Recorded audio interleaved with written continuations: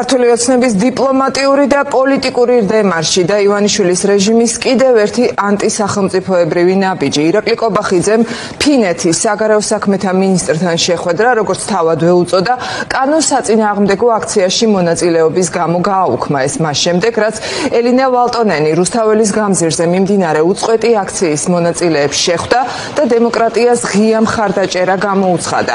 ამის შემდეგ ეუთოს მოქმედი თავმჯდომარე და ფინეთის საგარეო საქმეთა მინისტრი ივანიშვილის რეჟიმის მხრიდან ორკესტრირებული შტურმის და თავდასხმების სამიზნე გახდა ერთპარტიულ პარლამენტში დღეს ყველა გამოსვლა თუ განცხადება მხოლოდ ფინეთის პირველი დიპლომატის კრიტიკას და ლანძღვას დაეთმო. ნატალი ჯახუტაშვილმა მოისმინა ოცნების ეს განცხადებები, ახლა ის გვერდდება პირდაპირ ეთერში.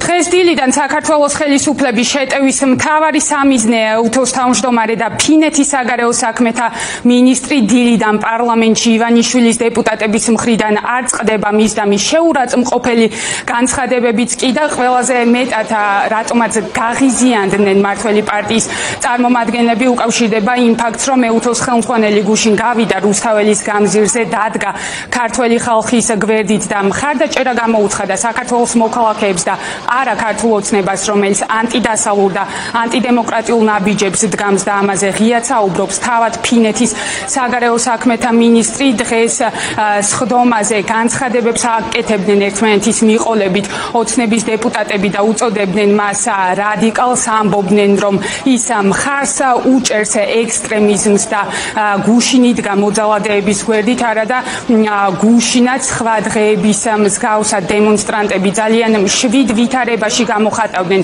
საკუთარ პროტესტს, ანუ ქართულ ოცნებას ყველაფრის წარმოჩენა ისე სურს, თითქოს რუსთაველის გამზირზე დგანან მოძალადეები და ექსტრემისტები. ამასთან ერთად დღეს საკანონმდებლო ორგანოში ისიც მოვისმინეთ, რომ ეუთოს საპარლამენტო ასამბლეაზე ქართული ოცნების წარმომადგენლები დღის წესრიგში დააყენებენ ამ საკითხს და მოითხოვენ, რომ კონკრეტული ზომები იყოს მიღებული ეუთოს ხელმძღვანელის წინააღმდეგ და ასევე ქართული ოცნების ერთ-ერთმა სპიკერმა გია ვოლსკიმ ისიც განაცხადა, რომ ეუთოს თავმჯდომარე არ უნდა საუბრობდეს თურმე ეუთოს სახელით.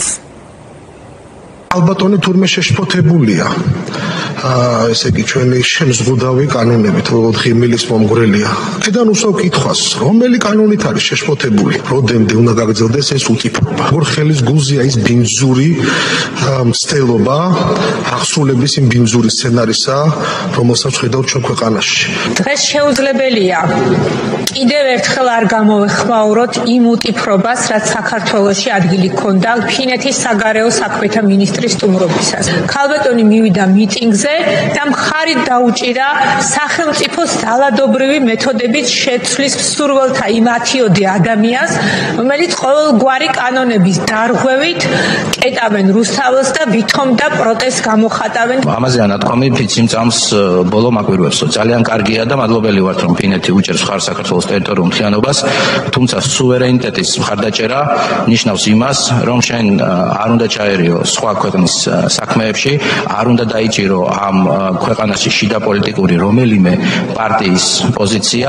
ჩვენ, როგორც ეუთოს სრულუფლებიანი წევრი ქვეყანა, სრული უფლება გვაქვს, რომ ეს საკითხი დავაყენოთ ასევე საპარლამენტო ასამბლეაზე და კიდევ ერთხელ მკაცრად დავგმოთ ეს საქციელი.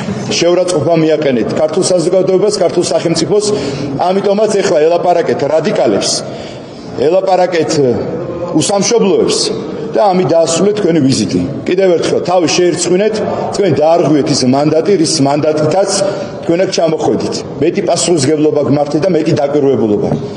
შერცხვენილი ხარ და თქვენთან დაკავშირებით ჩვენ არ გსურს უკვე არანაირი ურთიერთობა. ფინეთის საგარეო საქმეთა მინისტრი როგორც ეუთოს წევრი ქვეყნების თავმჯდომარე არანაირად უფლება მოსილი არ არის ილაპარაკოს ეუთოს სახელით. და ამ დროს ჩამოდის აგერ ფინეთის საგარეო საქმეთა მინისტრი ყოველგვარი მანდატის გარეშე ეუთოსაგან და აკეთებს აი ამ პოლიტიკურ დემარშს. ექსტრემიზმის განვითარებისაკენ მოუწოდებს საზოგადოებას. წარმოუდგენელი რამ მოხდა.